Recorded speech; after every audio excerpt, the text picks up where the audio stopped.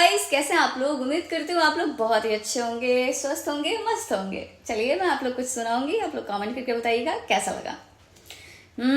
कि होई जाला जिंदगी बेकारे हो, दिलावा टूटा ले पे जानानी। होई जाला जिंदगी बेकारे हो, दिलावा टूटा ले पे जानानी। टूटा ले पे जानानी, दिलावा टूटा ले पे जानानी।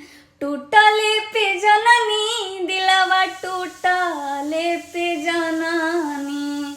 बहुते दर्द देला प्यारे हो, दिलावा टूटा ले पे जानानी।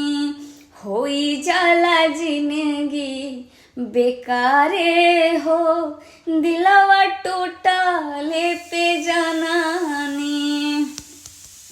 कि छतिए में रहे वाला कई देला छल हो, मौसम के जैसे लोगवा जाला बदल हो। छतिए में रहे वाला कई देला छल हो, मौसम के जैसे लोगवा जाला बदल हो।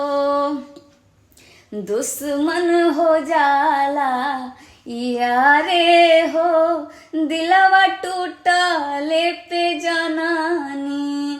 होई जाला जिंदगी बेकारे हो, दिलावा टूटा ले पे जानानी।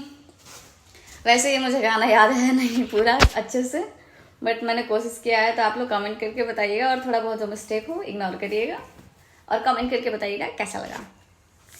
और ये मैं अपने पेज पे भी डालूंगी, और निशा सिंह ब्लॉग्स एक चैनल है मेरा, मैंने बहुत टाइम से उसको बंद किया हुआ है, उस पर भी डालूंगी। तो आप लोग मेरे चैनल को भी सब्सक्राइब करिएगा, और मेरा फेसबुक पेज निशा सिंह उस पर भी डालूंगी। तो प्लीज़ आप लोग सुनिएगा और कमेंट करके बताइएगा। बाकी जो नहीं आ रहा, अगर मेरे से मिस्टेक हो रहा है तो मैं उसको ठीक करने की कोशिश कर रही हूँ, रोज़ अच्छा करने की कोशिश कर रही हूँ। बस आप लोग का आशीर्वाद प्यार चाहिए, तो आप लोग सपोर्ट करिए कि मैं अच्छी अच्छी चीज़ें करूँ, और अपना ढेर सारा आशीर्वाद प्यार दीजिए। Bye by.